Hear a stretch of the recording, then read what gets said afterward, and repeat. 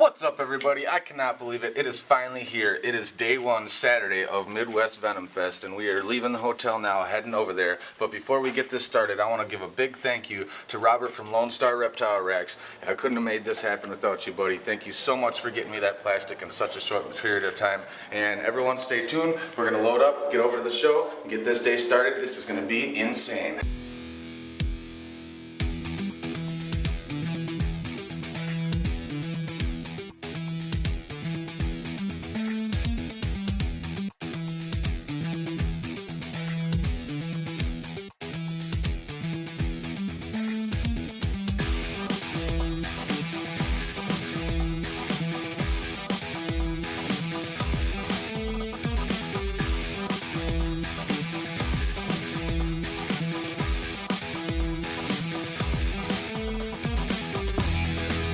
What's up, everybody? It's finally here. It's open. They just started letting people in. I'm so freaking pumped. Everything here is insane. I already picked up my 2 secret snakes that you guys haven't seen yet. Let me know in the comments below what you guys think I picked up. I am super excited about it. Let's go ahead and give you guys a little sneak peek of what's going on in here.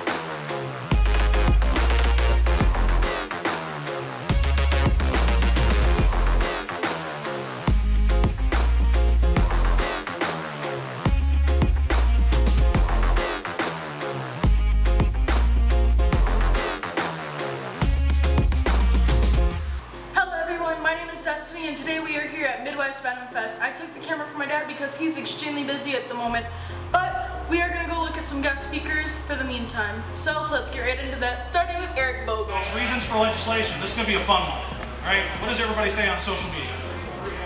Free handling. Free handling. Owner irresponsibility. Is free handling irresponsible? Yeah, it is.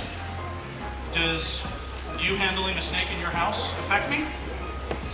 No? How does it affect me? When that person gets bit and they make it public, then it affects me. You get bit. Chris Woodcock was telling you the procedure and what to know when you get bit. Do you need to call anybody? And maybe call your parents and say, hey, if I don't make it out, I love you? But do your friends have to know? I wouldn't tell them. I mean, that's just me. You're going to disappear off the map for about a day or two. You're going to be in the hospital, and you're going to move on, right? So, by no means am I saying I condone the practice. What I'm telling you guys is that's what really affects us when it comes to owner irresponsibility, right? The senators don't care about you getting bit in your house and it not being made public, right? What they do care about is you getting bit and it making national news or state level news. Public endangerment. I mean, it's pretty self-explanatory, right? When I say public endangerment, playing with your snakes in somebody's yard while there's kids around, or doing birthday parties with a monocle cobra while there's kids swimming in the pool. Did everybody see that one? I mean, that was a good one.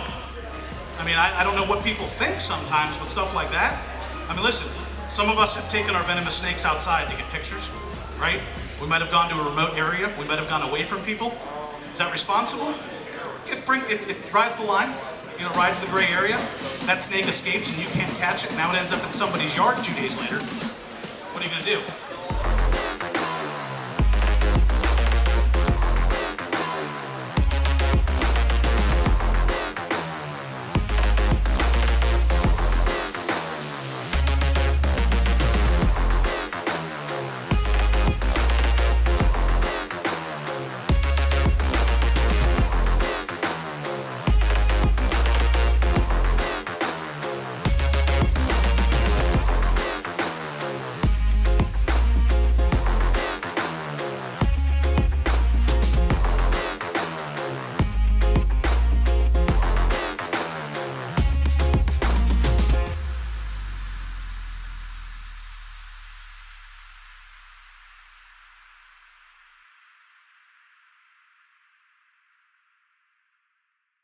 What's up, everyone? We're here at Venomfest, and I'm with none other than Eric Vogel. He set up this show, and Eric, you recently acquired your license to carry anti-venom. Right? Most people think that that's just an impossible feat, but it's just a little bit of help. Well, how was that process for you? It was long and tedious at the beginning, but once I got in touch with the right people, Right. and started being persistent about it, it became a lot easier. Part of my presentation yesterday at the end was how to do this and how to do the process. And Joe Kiefer down in Florida was a big help for me. Kristen Wiley at KRZ helped me along a little bit. So Joe got me in touch with the right people after months of kind of going back and forth. Right. I mean, we were going, I was visiting all kinds of doctors, spending co-pays, and it's like, dude, help me out. I'm a private keeper. I want to stock my own antivenom. I don't want to depend on anybody else. If I mess up, it's going to cost me my life. So I was persistent with Joe, and Joe's a very, very big asset for anybody that needs help in this field. I mean, he wants to help people. Absolutely. But he got me in touch with the right people. I was able to actually get in touch with one of the doctors at the FDA. A couple conference calls with her. She met with some of her higher-ups and supervisors. I got to talk to the great Leslie Boyer. Dr. Boyer's out in Arizona. She's a retired toxicologist, specializes in exotic snake bites. And between all of them, they were able to give me the right names to kind of help me move forward. It's a big step because the FDA realizes that individual keepers have a hard time getting their IND to be able to get in it. Exactly. And unfortunately, the way the laws read and everything, when we're talking about INDs, normally they were created to, investigational new drug applications. Yeah, so somebody right. creates a COVID vaccine and you want to import it, you need to do tests, trials, clinical things, so on and so forth. With antivenom, it's an emergency use product. So you can't conduct the same type of tests on it as you can a vaccine you're mass producing and giving to people. And the FDA realizes this, and I think we kind of opened a door for some keepers by doing this. I think so. To where, the FDA might allow people and make it a little bit easier for individual keepers to get this and get it done. If you have a snake collection that's $5,000, you can afford to spend $2,000 or $3,000 on it. It's just part of it. It's got to be considered a cost of doing business. 100%. So that's something to keep in mind, guys. When you're working with venomous snakes, is like we need to be responsible on all levels. And yes, you can get your license to carry antivenoms. It's just a long process, but it's definitely worth it. So we're gonna get going on with the show and see what else is going on. Thanks for talking. All right, Joe. We'll see you guys in a little bit. Thanks, guys.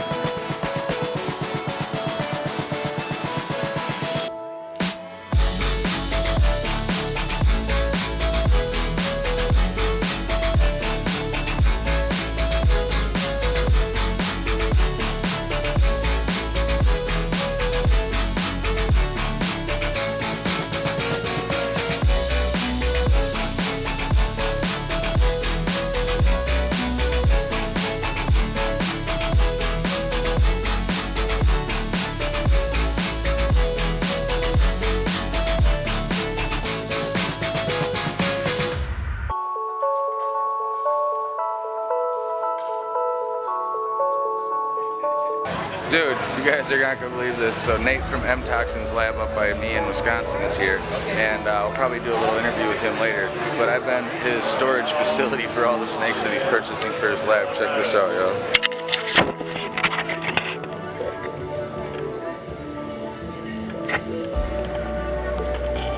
Can't see them yet.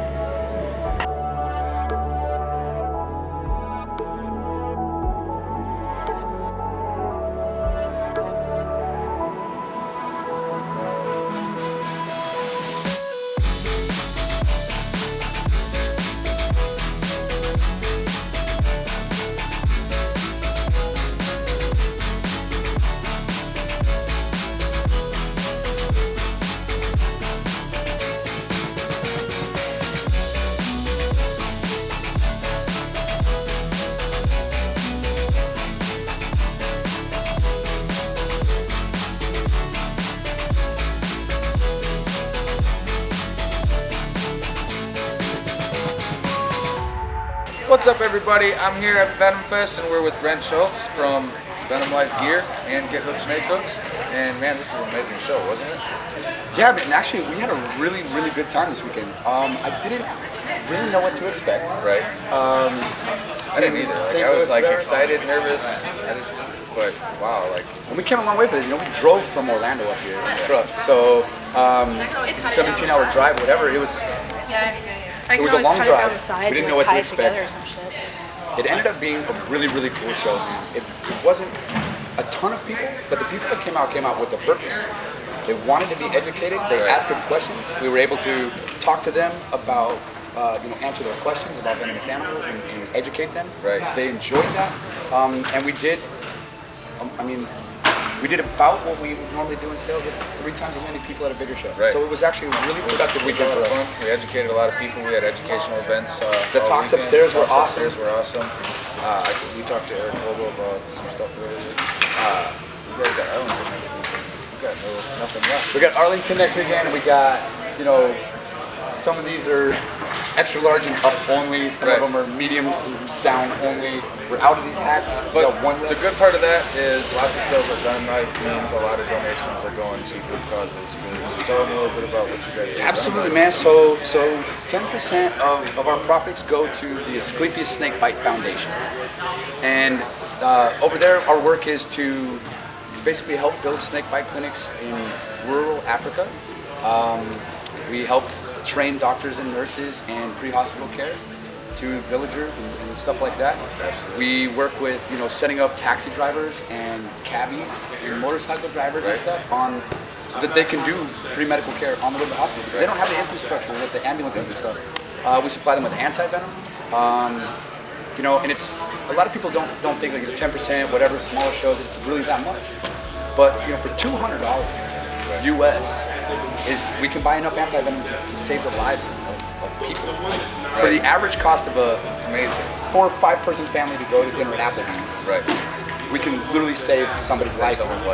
So yeah, if you guys want to get Venom Life, you can go to venomlifegear.com, pick up that gear. If you guys want to help out save life someday and you don't know how to do it, that's one way you can do it. Otherwise, we got some big news coming up. We'll tell you guys about that in a future video. We'll see you later. Take care, guys.